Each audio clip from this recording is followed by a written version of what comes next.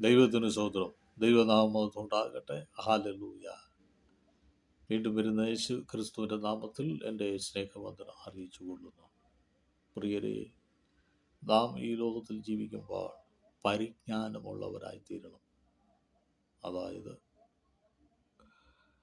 നമ്മൾ സാധാരണക്കാരായ പാവപ്പെട്ടവരെ ചിലർ സംഭാവന ചെയ്ത് വിളിക്കുന്നതിനാണ് എടി എന്നും, അവരുടേതായ കുഞ്ഞുങ്ങളുടെ എടാന്ന് വിളിക്കുന്നവരുണ്ട്.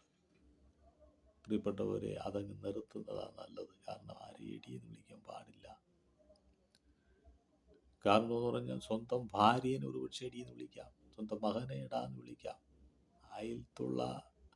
അയൽക്കാരിൽ ആരെയും അങ്ങനെ വിളിക്കാൻ പാടില്ല. അത് നിന്റെ വിവരക്കേടാ.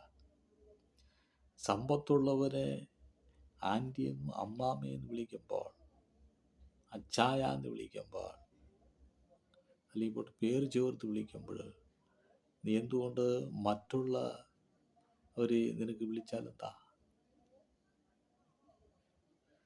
എന്താ നാണക്കേടാണോ?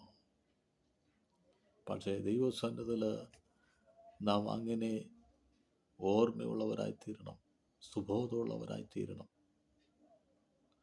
മാത്രമല്ല, അവർ മറിച്ച് ഉത്തരം തരാത്ത കാരണം എന്താണെന്നറിയാമോ? നാളെയും കാണേണ്ടവരായതുകൊണ്ടാണ്. സമൂഹത്തിൽ ജീവിക്കുമ്പോൾ നിന്നിലും വിദ്യാഭ്യാസമുള്ളവർ കാണും. അവരെ എടിയെന്ന് വിളിച്ചാലേ അത് വെറും തെറ്റാ, വിവരക്കേടാ. എടാന്ന് വിളിക്കാൻ പാടില്ല. പേര് ചേർത്ത് വിളിക്കുക, അതിന് യാതൊരു സംശയമില്ല. ചില ദേവദാസന്മാരെ ദേവദാസൻ എന്ന് വിളിക്കുന്നതിന് നാണക്കേടാ, പാസ്റ്റർ എന്ന് വിളിക്കുന്ന നാണക്കേടാ. ചില സുവിശേഷ വേലയിലുള്ളവരുണ്ട്, അവരൊരു ബഹുമാന സ്വരത്തിൽ പാസ്റ്ററെ എന്നൊക്കെ വിളിക്കുമ്പോൾ അവർക്ക് സന്തോഷമാണ്. അത് പറയുന്ന നാണക്കേടാ. ഓവേ ഇങ്ങനെയൊക്കെ വിളിക്കുന്നത് നാണമില്ലേ? സ്തോത്രം.